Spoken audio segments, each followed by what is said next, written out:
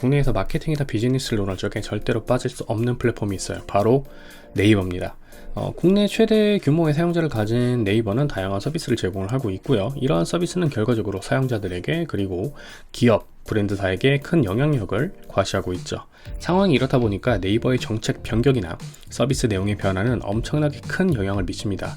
그렇기 때문에 많은 광고 대행사나 컨설팅 회사에서는 네이버의 향후 움직임에 대해서 예의주시를 하고 있고 그리고 변화한 내용에 대해서 굉장히 기민하게 대응을 하고 있죠. 그렇다면 제가 보고 있는 최근 네이버의 정책과 전략은 무엇일까요? 바로 인플루언서입니다. 인플루언서는 이제 사전적인 의미로 영향력이 있는 사람이라는 의미죠.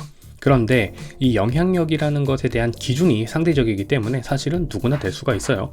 저도 인플루언서가 될 수 있고 여러분들도 인플루언서가 될 수 있습니다. 현재 상황에서 말이죠. 때문에 네이버뿐만 아니라 여러 광고 플랫폼사에서 이 상대적인 기준의 인플루언서라는 단어를 굉장히 많이 사용하고 있고, 인플루언서라고 하는 이 단어 자체를 본인들의 플랫폼이나 마케팅적인 용어로서 잘 활용을 하고 있습니다. 자, 그러면은 네이버가 말하는 인플루언서는 과연 무엇일까요? 아주 간단해요. 별도의 채널을 운영하면서 해당 채널을 좋아하는 또는 팔로우하는 또는 구독하는 인원이 많으면 됩니다. 그런데 이 많다는 기준도 명확하지가 않아요. 예를 들어서 지금 제가 실무자 채널을 운영하고 있고 유튜브죠. 구독자가 한 3,000명 정도가 됩니다. 그러면 저도 신청을 할 수 있어요. 다만 신청을 할 수 있다 뿐이지 네이버가 선정하는 인플루언서의 기준에 부합하지 않는다라고 한다면 저는 인플루언서 신청을 하더라도 그 기준에 미달이기 때문에 떨어지게 되겠죠. 결과적으로 이 인플루언서라고 하는 기준은 네이버의 판단에 의해서 달라지게 됩니다. 여기서 이제 좀 눈여겨봐야 되는 부분이 있어요. 네이버가 이제 인플루언서를 본인들의 기준에 부합을 했을 경우에만 이제 등록을 시켜주잖아요. 그런데 원래부터 네이버는 자신들의 서비스에는 굉장히 관대했고 타사 서비스에는 보수적이었어요. 제가 이 이야기를 왜 하냐 하면은 네이버에서 말하는 인플루언서의 기준, 이 기준이 네이버 플랫폼뿐만 아니라 다른 플랫폼에게도 굉장히 관대하다는 거죠. 네이버 블로그나 포스트는 물론이고요. 이제 다른 플랫폼, 지금처럼 유튜브나 인스타그램의 인플루언서도 네이버 인플루언서에 포함을 시켜줍니다. 물론 기준은 다를 수가 있어요.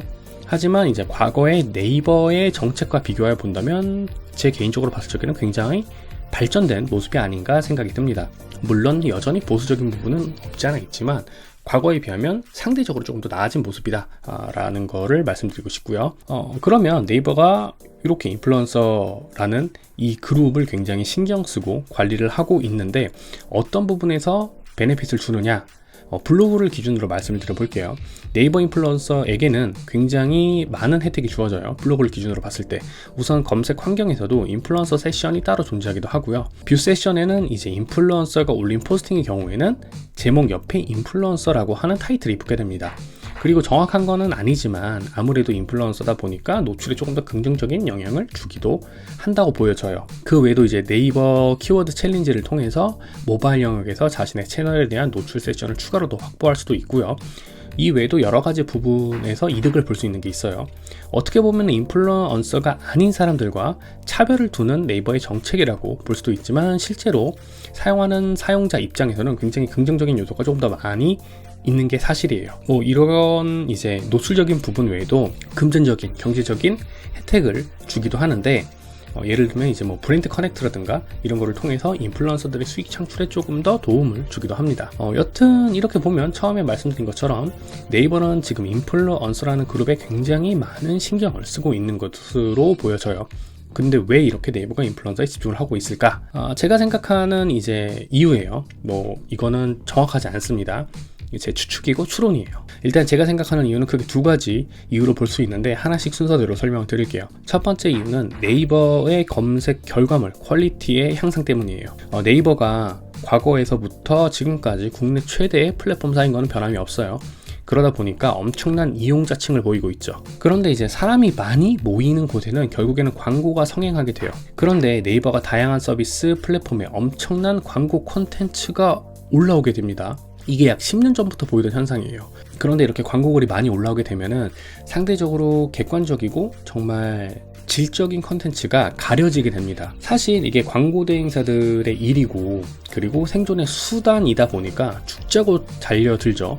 근데 질적인 컨텐츠, 정말 객관적인 컨텐츠를 올리는 일반인의 경우에는 이게 노출을 확산시키는 방법이라든가 SEO라든가 이런 부분에 대해서 정보력이라든가 노하우가 상대적으로 대행사라든가, 그러니까 이게 생존의 수단인 사람들에 비해서 조금 떨어질 수밖에 없고 경쟁에서 이길 수가 없어요. 노출이 만약에 경쟁이라고 한다면은 기업과 개인의 무제한 경쟁의 장인 거죠.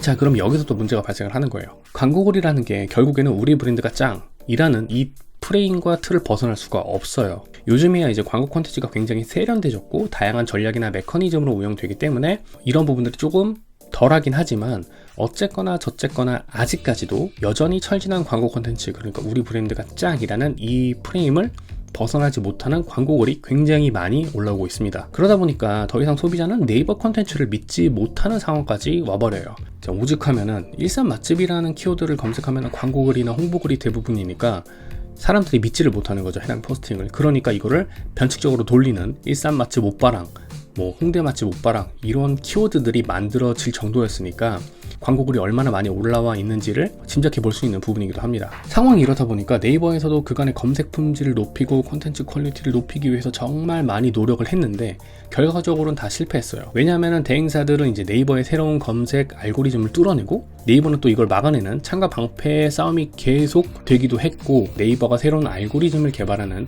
이 시간보다, 이걸 반영하는 시간보다 대행사들이 이 알고리즘을 뚫어내는 시간이 더 빠르다 보니까 네이버 입장에서도 계속되는 소모전, 이거가 더 이상 무의미하게 느껴졌던 거죠. 자, 그러니까 이렇게 소모전을 할 바에야 그냥 컨텐츠 퀄리티가 그래도 보장이 되는, 그러면서도 본인들이 어느 정도는 케어해 줄 수 있는 인플루언서라는 그룹에게 눈을 돌리게 됩니다. 그리고 네이버는 이 인플루언서들의 파이를 키움으로써 네이버가 원하는 검색 컨텐츠의 퀄리티 향상을 달성하기 위해 노력을 하고 있죠. 그리고 두 번째 이유는 콘텐츠 생산자들의 지배력 강화 때문이에요. 표현이 좀 그렇긴 한데 인플루언서들은 그게 이제 사진, 영상, 글 여러 가지 컨텐츠를 이제 생산을 하게 되죠. 이는 인플루언서 스스로의 수익을 위해서 혹은 나를 지지해주고 팔로잉 해주는 팔로워들을 위해서 혹은 그냥 내 개인 취미를 위해서이기도 합니다. 하지만 이유가 어찌되었건 간에 중요한 포인트는 인플루언서가 만들어내는 컨텐츠, 그리고 그 컨텐츠가 가지는 파워를 네이버는 국내 플랫폼사들 중에서 가장 전략적이면서도 영리하게 이용을 하고 있다는 거예요. 불과 얼마 전까지만 하더라도 플랫폼 사업이 무조건 흥행한다는 이야기가 있었어요. 하지만 지금은 플랫폼을 만들기는 쉬워졌죠. 하지만 이 플랫폼에 넣을 컨텐츠를 확보하는 게 굉장히 어려워졌습니다. 이 컨텐츠는 결과적으로 사용자의 수와 비례하게 되죠. 때문에 컨텐츠의 양과 퀄리티를 잡기 위해서는 이를 확보하고 유지하는 것이 결과적으로는 플랫폼 사업의 종속을 위한 것이기도 하고 성장을 시키기 위한 굉장히 근본적인 요소이기도 합니다. 그리고 이를 만들어내는, 그러니까 이 컨텐츠를 만들어내는 사용자의 관리와 확보가 정말 제 비즈니스 포인트가 된다는 거예요. 컨텐츠 플랫폼 사업의 말이죠. 굉장히 길게 했는데 그냥 한 줄로 요약하면 이겁니다. 컨텐츠 생산자 확보 이코르 플랫폼 사업의 성장. 네이버는 이 공식을 과거 블로그와 지식인 서비스로부터 확보를 했고요. 이 인플루언서라는 그룹이 가지는 파워를 또 알고 있기 때문에 보다 특별하게 관리를 하고 그들 스스로가 네이버 컨텐츠에 올리면은 경제적인 부가가치가 발생한다는 인식을 끊임없이 심어주는 거죠. 그러면 네이버에 등록된 인플루언서들은 네이버 플랫폼을 추가로 운영을 하거나 또는 네이버 플랫폼에 조금 더 적극적으로 컨텐츠를 올리게 되게 된다는 거예요. 이게 제가 생각하는 네이버가 인플루언서 그룹에 투자를 하는 이유이기도 합니다. 지금까지 네이버가 인플루언서 판을 키우고 있는 이유에 대해서 나름의 생각을 좀 정리해서 말씀을 드렸어요. 일단 오늘의 영상은 여기까지고요. 지금까지, 그리고 앞으로도 저는 캡스톤 프로젝트의 실무자입니다. 그리고 만약에 좀 인플루언서 마케팅이나 좀 이런 부분들이 궁금하거나 혹은 좀 조인해서 하고 싶다 라고 하시는 분들이 계시면 메일이나 댓글 남겨주시면 제가 상담을 도와드리도록 하겠습니다. 감사합니다.